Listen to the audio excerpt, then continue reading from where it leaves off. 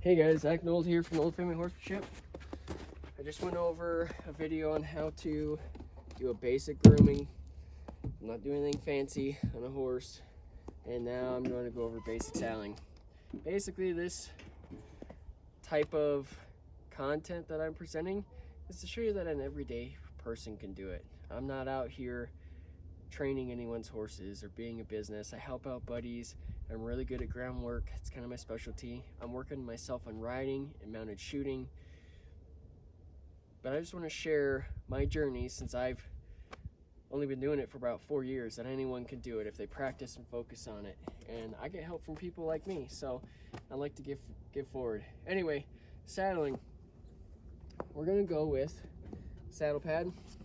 Saddle pad selection can be colorful, it can be unique. I use Impact Gel saddle pads. This one's not one of those. I think they're in here on the other side. This one though is a nice little saddle pad from Smith & Edwards. Impact Gels typically run 100 to 200 bucks a pop. You can get a decent saddle pad for probably 50 to 60 if you really want. This one has what's called wither support in it. So you see it's got some extra padding on the top, which goes on the front where the withers are. And this will give it extra elevation for a horse that's got low withers, or to keep the saddle from pinching them, which if that's the case is going to be one of the biggest reasons why they are uncomfortable or unhappy with you in the saddle. So I'm going to put this on him. When you come on, just put it right over the top here. He's used to it, so I can do that. If they're not used to it, you may want to do this a few times. Be like, hey buddy, it's coming. You know, it's called pressure and release. Again, I'm used to the fact that it's going to go on. Then you just bring it on, act like nothing happened. Make sure this is over the withers, not too far forward, not too far back, and you can adjust it later after you get the saddle on. Now, I'm going to grab the saddle for you.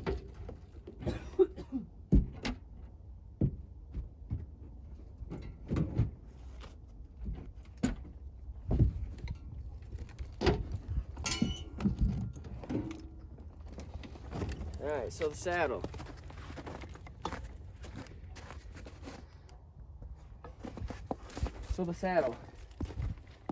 This is a pleasure saddle. 26, 27 years old, made by Crates. I bought it at a tack shop. I was trying to find a saddle that fit my horse and was comfortable for me. This one seems to fit all of my horses. It's not my most expensive one. I have a Tim Bauer coming, but it's my go-to for everything. And I use it as such. I packed in it and everything. So what you're gonna do is you're gonna go to the right side of the horse. Typically everything's done from the left, except for putting the saddle on. And when you first saddle a horse, I want you to not just toss it on like I did, but put this up here, right? And you want to set it on gently, because if you think about it, we're predators.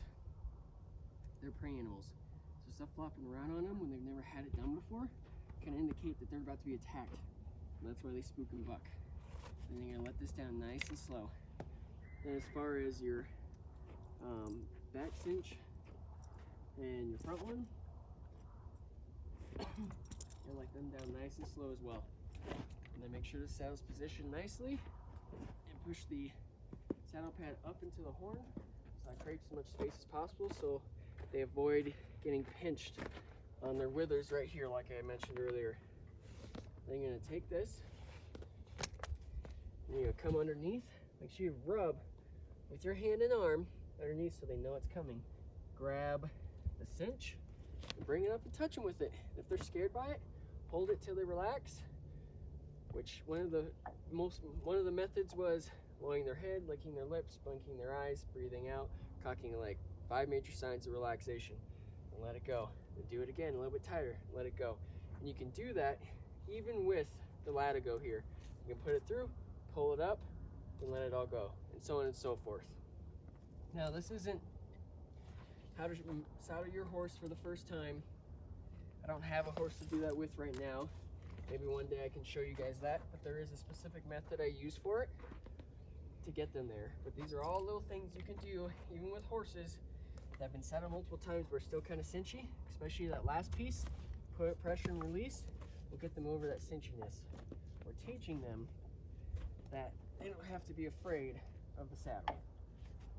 And then because he's kind of skinny, I have to do multiple loops through this to get him to the point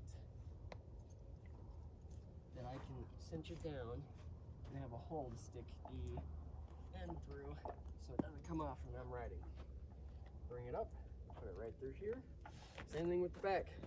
Make sure, because of the rear legs, you're not facing them because they cow kick you, even if they're a well-trained horse, and knock you out. I'd rather them kick me in the back of the leg and the knee than the head.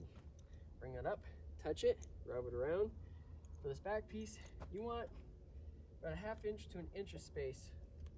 At first it might be tight, but this one looks like I've got to get 2 fingers in there. It'll be okay.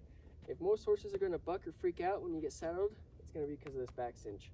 Once they get warmed up, worked out, they should, I call them puffing, but they have breathed out because they're a little nervous. They'll relax and their gut will suck in and you can tighten stuff up some more. So, saddling 101, pad. Make sure you got a good pad. Put it on the horse properly.